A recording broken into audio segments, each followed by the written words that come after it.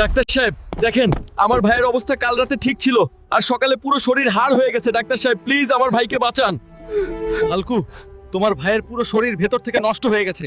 এই অবস্থায় তাকে ঠিক করা প্রায় নামুমকিন। পুরো শরীরে ভয়ানক ভাইরাস ঢুকে পড়েছে। ভাই আমাকে বাঁচাও, আমি মরতে চাই না, খুব ভয় লাগছে। তুই ভয় পাবি না ভাই, তোর ভাই তোকে বাঁচাবেই। আগে বলো, কাল রাতে কি খেয়ে শুয়েছিলি? ভাই, এই বিস্কুটটাই আমি রাস্তায় পড়ে থাকতে পেয়েছিলাম। এটা খেয়েই রাতে ঘুমিয়েছিলাম, আর সকালে উঠেই আমার এই অবস্থা হয়ে গেছে। এই বিস্কুটের কারখানায় যাবেই আসল সত্য বের করব। ভাই তুই কোনো চিন্তা করিস না, তুই আরাম কর, আমি এখনই যাচ্ছি। এইটাই সেই বিস্কুটের কারখানা। গেটের সামনে পাহারা আছে, তাই সরাসরি ঢোকা যাবে না। আজ রাতে এই কেমিক্যাল সব বিস্কুটে মিশিয়ে গ্রামে ছাড়বে, তারপর ওষুধ বেচে আমরা বড়লোক হব। তোরা আমার ভাইয়ের এই অবস্থা করেছিস, আজ এখানেই তোদের খেলা শেষ।